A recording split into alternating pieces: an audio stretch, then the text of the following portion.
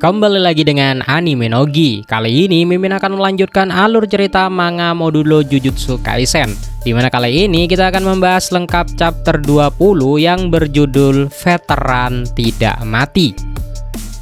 Cerita dimulai dengan flashback Mino yang tampak lelah karena sedang berusaha keras mencari keberadaan dari Yuji Itadori. Ia menghubungi teman perempuannya, berharap mendapatkan sebuah petunjuk. Sayangnya, teman tersebut justru lebih tertarik meminjam uang dan minta ditraktir makan malam oleh Mino. Padahal Mino sendiri sedang sibuk bekerja. Tetapi tanpa Mino sadari, teman perempuannya itu sebenarnya sedang bersama Yuji Itadori bermain pachinko. Terlihat putus asa, Mino menelpon orang lain yang menyarankan agar ia bertanya kepada Todo Aoi, yang kita tahu adalah besto friendonya Yuji Itadori. Namun orang yang Mino hubungi menolak membantunya karena menurutnya semua orang saat ini membenci Todo Aoi kecuali Yuji Itadori sendiri. Hal ini mengkonfirmasi bahwa Todo Aoi ternyata masih hidup meski keberadaannya saat ini masih misterius. Kembali ke cerita utama, pencarian Mino berakhir di sebuah kekacauan. Ia menemukan Yuji berdiri di depannya. Mino memanggil nama Yuji, namun momen itu dirusak oleh serangan atau sergapan dari Osuki, kaum Simurian yang melompat dari gedung dan menyerang Yuji dengan sebuah kapak besar. Namun hebatnya Yuji menahan serangan kapak itu hanya dengan satu tangan tanpa menyentuhnya secara fisik, alias menggunakan manipulasi energi kutukan. Osuki terkejut, menyadari bahwa aura Yuji bukan lagi seperti manusia biasa, melainkan terasa seperti kalian. Yuji membalas dengan santai. Tanpa jeda, ia melepaskan sebuah tinju yang diselimuti oleh energi kutukan. Sebuah black flash yang terlihat seperti pukulan biasa, namun efek serangannya sungguh mengejutkan. Osuki pun terlempar jauh, memantul dari gedung ke gedung yang lain, hingga ia terkapar. Dengan santai Yuji bilang, "Jangan khawatir, ini tidak akan membunuhmu." Membuktikan kalau Yuji sekarang bukanlah Yuji yang dulu. Aura badasnya kelihatan sekali, sama seperti sang sensei yaitu Gojo Satoru. Cipratan darah dari tangan Yuji pun mengenai Mino. Karena darah Yuji itu sangat beracun, Mino langsung muntah hebat. Yuji lalu menjelaskan kalau dia sedikit memberi pelajaran kepada para penyihir dan alien yang ada di gedung pertemuan. Tetapi menurut Yuji, seharusnya semua pihak baik-baik saja. Terlihat di dalam gedung, semua penyihir terluka akibat piercing blood dari Yuji. Namun anehnya, Miyaguni nampak tidak terluka seperti para teman-temannya. Beberapa teori menjelaskan bahwa Miyaguni mungkin punya hubungan kerabat atau saudara dengan Yuji Itadori. Oleh karena itu, serangan Yuji tidak mengenai Miyaguni. Yuji juga menjelaskan efek dari serangannya.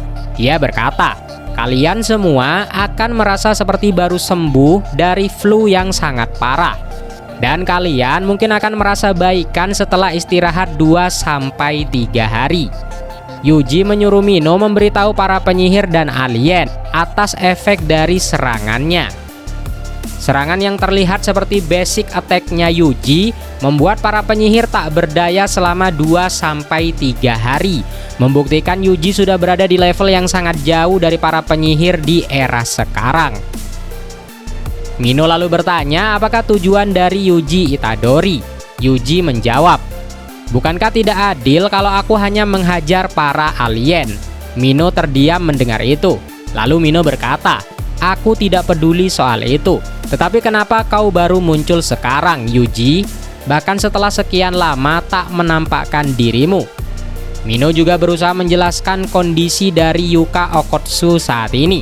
Namun Yuji memotong perkataan Mino dan Yuji berkata, "Aku sekarang tidak peduli. Aku sudah tidak peduli lagi menjadi seorang Yuji Itadori." Yuji kemudian menjelaskan tujuannya dengan dingin. "Kau tahu kan? Para veteran itu tidak mati, mereka hanya layu termakan waktu." Yuji berjanji akan menangani semua kutukan yang kabur dari Tokyo. Ia bertindak sebagai pelindung agar cucu Yuta Senpai atau sekutunya yang lain bisa bertarung tanpa gangguan. Yuji berkata kalau cucu dari Yuta dihajar habis-habisan, biar aku yang membereskan kekacauannya. Membuktikan keberanian Yuji untuk menghadapi Dabura yang katanya ancamannya sekelas Sukuna.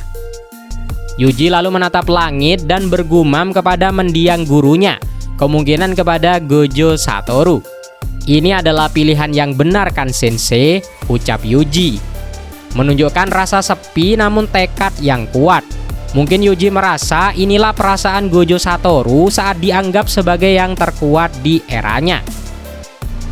Di sisi lain pertempuran, Dabura sedang berhadapan dengan Mahoraga. Dabura melakukan eksperimen gila di tengah pertarungan. Ia mencoba mengalirkan energi negatif ke dalam energi negatif lainnya untuk menciptakan sebuah energi positif. Eksperimen itu berhasil.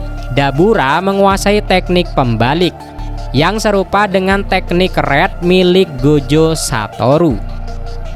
Dengan teknik baru ini, Dabura bersiap memberikan serangan pamungkas sebelum Mahoraga sempat beradaptasi. Di sisi lain, pertarungan terus berlanjut antara Maru yang saat ini menggunakan teknik es atau pohon. Saat ini dia melawan Tsurugi yang kerasukan Rika.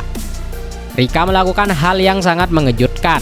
Ia menarik Split Soul Katana atau pedang pembelah jiwa milik klan Zenin yang keluar dari dalam bayangannya, sebuah kemampuan yang membingungkan Maru. Tiba-tiba, gelombang kutukan raksasa muncul di kota Tokyo. Yuji menggunakan teknik dismantle dan Rika menggunakan pedangnya. Mereka berdua bekerja sama dari jarak jauh. Lalu mereka pun membantai kutukan-kutukan seukuran gedung itu dalam sekejap. Ledakan energi mereka menghancurkan sebagian Tokyo. Maru pun panik karena melihat kutukan yang memiliki beberapa kesamaan dengan kalian dimusnahkan secara massal. Mata ketiganya meneteskan air mata. Lalu Maru mencoba menyerang Rika. Namun serangan Rika hanyalah sebuah pengalih perhatian. Topeng Rika terlepas dan Tsurugi mengambil alih tubuhnya lagi. Selanjutnya Tsurugi melakukan binding vow atau sumpah pengikat. Ia menghilangkan energi kutukannya sendiri untuk mendapatkan kecepatan fisik yang luar biasa, seperti yang dilakukan oleh Toji dan Maki Zenin. Tanpa memberi kesempatan, Maru pun bergerak. Tsurugi dengan cepat menebas Maru memakai kecepatan kilat. Chapter ini pun berakhir dengan kemenangan telak Tsurugi dalam wujud aslinya. Nah, gimana menurut kalian? Apakah Yuji saat ini sudah berada di level kekuatan yang sangat tinggi seperti para alien? Dan siapakah sebenarnya Miyaguni yang kebal racun itu? Tulis teori liar kalian di kolom komentar ya. Akhir kata, Mimin pamit undur diri. Adios.